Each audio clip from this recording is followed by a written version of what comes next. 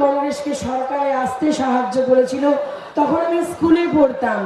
আর আজকে নিজেকে খুব গর্বিত মনে হচ্ছে যে সেই নেত্রীর আশীর্বাদ ধন্য হয়ে, আপনারা সবাই জানেন যে আমি আরামবাগ বিধানসভার তৃণমূল কংগ্রেসের এবারের প্রার্থী। আমারও ভোট একদম সামনে 6 তারিখে, 6 এপ্রিল। কিন্তু শুধু দিদির জন্য, মমতাদিকে ভালোবেসে, নন্দীগ্রামের আপনাদের এই দাউদপুরের মানুষকে ভালোবেসে আমার দল যখন চাইলো যে সুজাতা তুমি আসো, আমি বিশ্বাস করুন আমি সময় নিইনি। আজকে আমাদের ইভিএম চেকিং এর ডেট ছিল, আমি সেটা আমার এজেন্টের হাতে ছেড়ে দিয়ে এসেছি যে আমি মনে করেছি যদি আমার দিদি থাকে, যদি আমার দল থাকে, তবে সুজাতা নিশ্চয়ই থাকবে। আর সেই জন্যই আমি আজকে আপনাদের কাছে ছুটে এসেছি। আজকে মনে হচ্ছে যে সেই স্কুল লাইফে সুজাতা যখন শুনেছিল নন্দীগ্রামের লড়াই, আর আজকে এসেছি সেই নন্দীগ্রামের মাটিতে আমার প্রিয় নেত্রীর ভোট প্রচারে, তখন বিশ্বাস করুন আমার নিজের কোথাও গর্বে গায়ে কাঁটা দিচ্ছে। তবে একটা কথা বলতে চাই, বহু জায়গা এই 4 মাস তৃণমূল কংগ্রেসে যোগদান করে কোচবিহার থেকে কাকদ্বীপ আমার নেত্রী আমায় পাঠিয়েছে ভোট প্রচারে। সব জায়গায় মমতাদির যে উন্নয়ন, মমতাদির যে কর্মকাণ্ড, মানুষের সাথে মানুষের পাশে যেভাবে তৃণমূল কংগ্রেস মিশে আছে রক্তে, সেটা দেখে আমার স্থির নিশ্চিত বিশ্বাস যে একটি কন্যাশ্রী, একটি রূপশ্রী, একটি যুবশ্রী, শিক্ষাশ্রী, স্বাস্থ্যসাথী, গতিধারা, সমব্যথী, দুয়ারে দুয়ারে সরকার, পাড়ায় পাড়ায় সমাধান নিশ্চয়ই বিপুল ভোটে তৃণমূল কংগ্রেসকে জয়যুক্ত করবে। আর সেই সরকারের পুনরায় মুখ্যমন্ত্রী যিনি হবেন, তিনিই তো বাংলার মেয়ে মমতা বন্দ্যোপাধ্যায়। এখানে কয়েকটা আপনাদের এখানে গদ্দার বেঈমানদের বাস। দেখুন, গদ্দার বেঈমানদের না কোনো ধর্ম হয় না, সে মির্জাফর যে রূপেই হোক, সে হিন্দু বাড়িতেই জন্মাক আর মুসলিম বাড়িতেই জন্মাক, অ্যাকচুয়ালি মির্জাফরদের কোনো ধর্ম হয় না। তাই এই যে কাঠির অধিকারী, তারা তো হিন্দু ব্রাহ্মণ পরিবার, কিন্তু দেখুন চরিত্রে কিন্তু সেই মুর্শিদাবাদের সিরাজউদ্দৌলার মির্জাফর। আজকে তুমি কে, তুমি ছিলে কে, তোমায় চেনে কে? তোমায় তো পরিচয়টা যিনি দিয়েছিলেন তিনি আমাদের বাংলার মা মমতা বন্দ্যোপাধ্যায়। এখন বড় বড় কথা বলছো, আরে তুমি কি বিজেপি দেখাবে? এই সুজাতা তো বিজেপিটা ছেড়ে এসেছে। তুমি আমার থেকে বেশি বিজেপি জানো না, কারণ সুজাতা সৎ ছিল বলে বিজেপিটাকে ছেড়ে এসেছে। আর তুমি নারদার বড় ক্রিমিনাল বলে তুমি জেল খাটার থেকে বাঁচতে বিজেপির গোয়াল ঘরে গেলে। আবার বড় বড় কথা তুমি শেখাচ্ছ হিন্দু মুসলিম, আর আমার নেত্রী শিখিয়েছে মোরা একই বৃন্তে দুটি কুসুম, হিন্দু মুসলমান, মুসলিম তার নয়নমণি, হিন্দু তাহার প্রাণ। আর দিদি আরেকটা কথা বলেছেন যে হিন্দু মুসলিম শিখ খ্রিস্টান ইসাই মোরা সব ভাই ভাই। আর সেখানে আসলে একটা কথা আছে জানেন তো, 90 তৃণমূলী বা ধরুন যারা ধরুন 90 হিন্দু 90 মুসলিম, তাদেরকে দেখবেন একটু বেশি বেশি করে হিন্দু বা মুসলিম সাজতে হয়। কিন্তু আমরা তো কোনো না কোনো ধর্ম সবাই মানুষ। আমি হিন্দু একটি ঘরের মেয়ে, কপালে সিঁদুর পরেছি, সামনে আমার মুসলিম মেয়ে বোনেরা বসে রয়েছে, তারাও ঘোমটা নিয়েছে। তো এর আপনার সাথে আমার কি কোনো রক্তের তফাৎ আছে? আপনার শরীরেও লাল রক্ত বইছে, আমার শরীরেও লাল রক্ত বইছে, কিন্তু বিজেপি বলে একটা সাম্প্রদায়িক মৌলবাদী দল, তারা প্রতি মুহূর্তে হিন্দু মুসলিমের দাঙ্গা লাগানোর চেষ্টা করছে। আমি আপনাদের সাবধান করছি, এই ভোটের আগে এবং ভোটের পরেও তারা কিন্তু বাংলার সম্প্রীতি নষ্ট করার চেষ্টা করবে এবং আমাদের মধ্যে বিদ্বেষের বিভেদের রাজনীতি ঢুকিয়ে দেবে। আর আমি বিশ্বাস করুন, একটা শিক্ষিত তপশিলি সম্প্রদায়ের মেয়ে হয়ে আমার মনে হয়েছে যে যে দলটা শুধু হিন্দু মুসলিমের মধ্যে সাম্প্রদায়িকতার বিভাজন, জাতের বিভাজন এ ছাড়া কিছু উন্নয়ন বোঝে না, সেই দলটাকে করা উচিত না, তাই ঘৃণায় ছুঁড়ে ফেলে দিয়ে এসছি। এবং আপনাদের খেয়াল রাখা দরকার, যেদিন আপনাদের এই কাঁথির গদ্দার বেঈমানটা জয়েন করলো, এবং সেই দিনটা ছিল 19শে ডিসেম্বর, ছিল কিনা? আর প্রথম সভা করেছিল 20 ডিসেম্বর, আর আমি তৃণমূল কংগ্রেসে যোগদান করেছি 21শে ডিসেম্বর। সেই দিন থেকে ওনার মিডিয়াতে খবরই কভার হয়ে গেছিল, সমস্ত মিডিয়া আমাকে নিয়েই পড়েছিল। কারণ সবাই ভাবছে যে এত ভোগ করে আসা কাঁথির এই গদ্দার বেঈমান পরিবারটি, সে তারা সবাই বিজেপির নাকি সুদিন, সেই সময় চলে গেল, তাহলে আমি কি করে সেইখান থেকে বিজেপি থেকে তৃণমূলে এলাম? কারণ আমি সেই দিন যেদিন বিজেপিটা করেছিলাম, সেদিন বিজেপির দুর্দিন ছিল, মাত্র 2টো এমপি ছিল, একটা ওই আসানসোলের কহনা পেয়ার হায়ওয়ালা, ঠিক আছে, যার এখন মার্কেট নেই, গান বা গানের কাজ পায় না, সে এখন শুধু দেখবেন আমাদের যুবনেতা অভিষেক বন্দ্যোপাধ্যায়কে আর দিদিকে কটাক্ষ করে অপমান করে।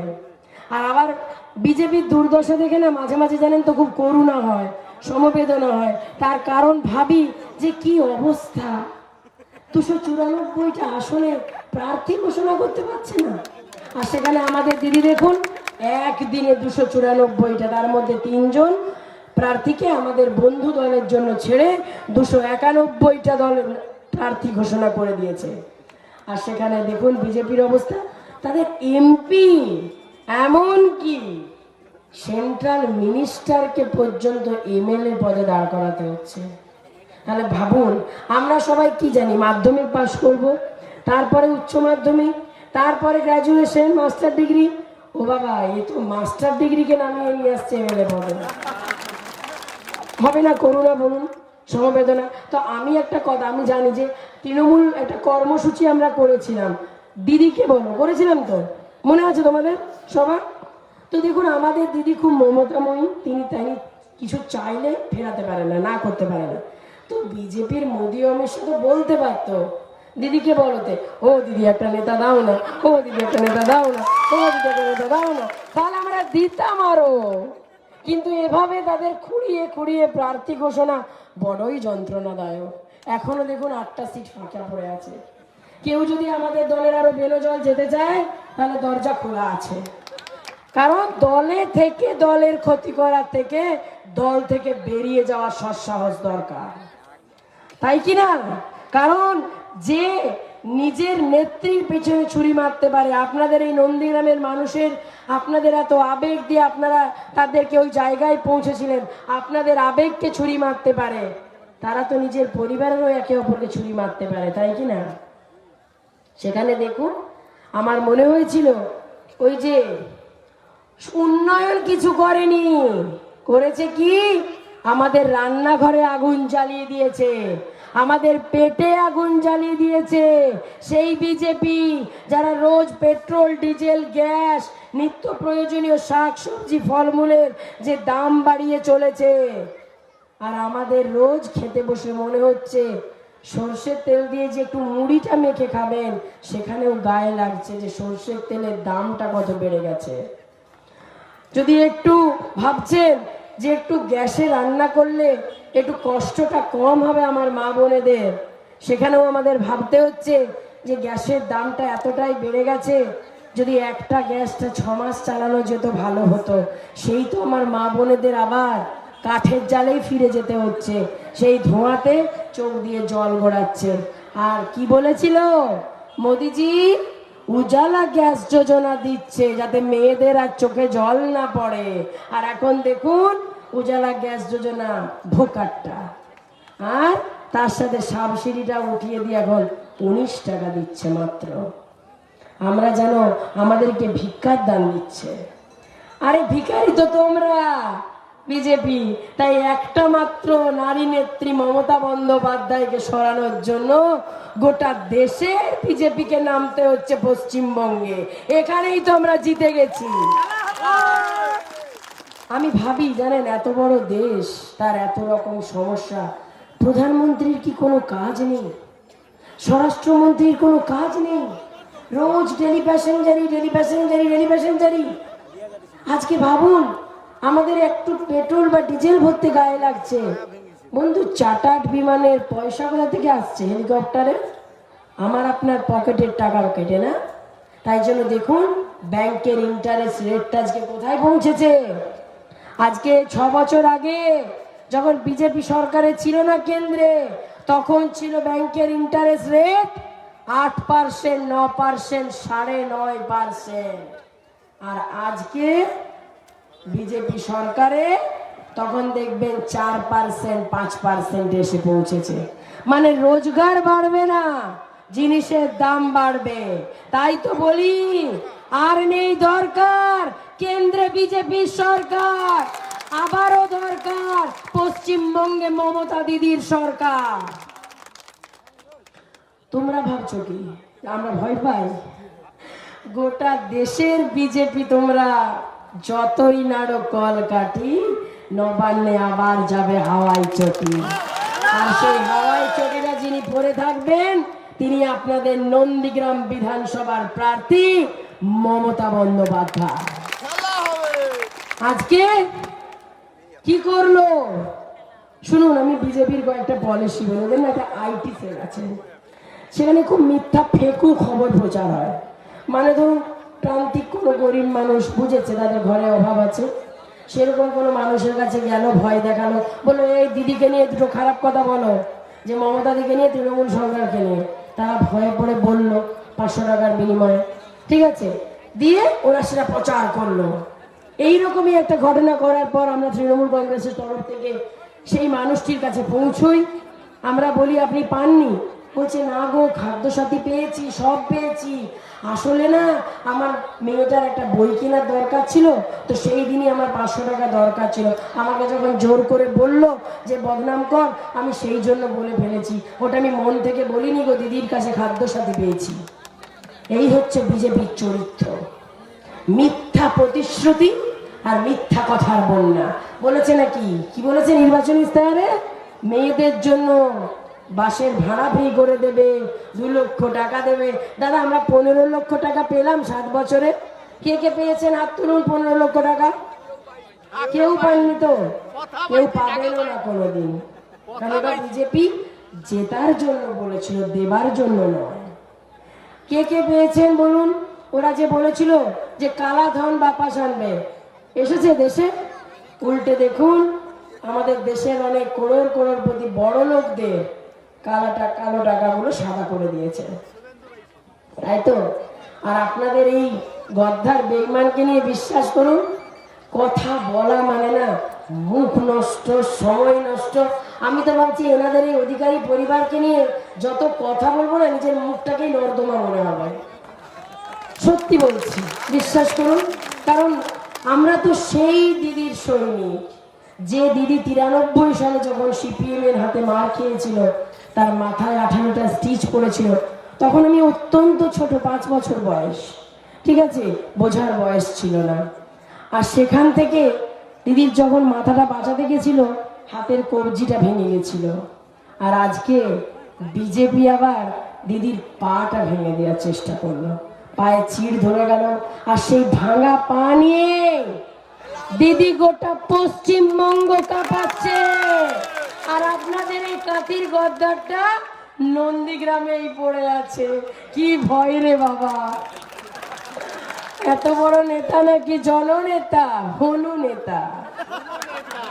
তাই তো দেখুন নন্দীগ্রামের বাইরে কোথাও যাওয়ার সাহসই পাচ্ছে না। আর আমাদের দিদি নিজের কর্মকাণ্ড, উন্নয়ন, আপনাদের সাথে নিয়ে 10 বছর থাকা, আপনাদের পাশে নিয়ে এতগুলো বছরের লড়াইয়ে স্থির বিশ্বাস যে নন্দীগ্রামের মানুষ মমতাদির পাশেই আছে। তাই তো বলি খেলা হবে, খেলা হবে, ভাঙা পায়ে খেলা হবে।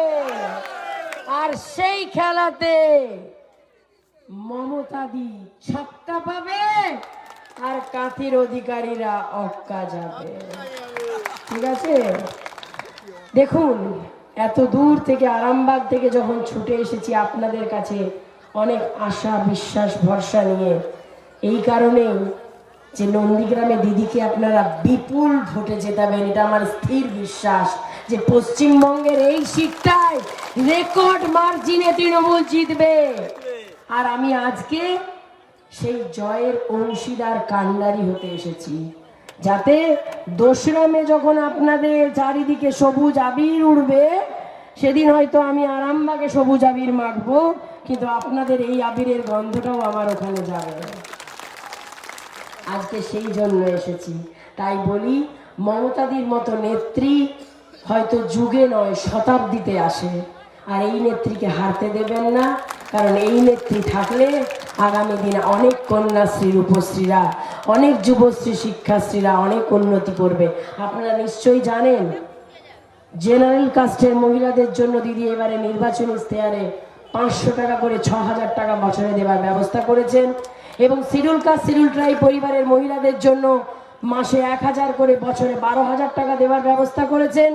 যারা পড়াশোনায় শিক্ষাক্ষেত্রে উন্নতি করতে চান, তাদের স্টুডেন্টদেরকে 10 লক্ষ টাকার ঋণ দেওয়া হবে মাত্র 4% সুদে। আর সেই টাকাটা ফেরত করার জন্য কোনো স্টুডেন্টকে বা তার পরিবারকে জামিনদার থাকতে হবে না, সেটার জন্য রাজ্য সরকারি জামিনদার থাকবে।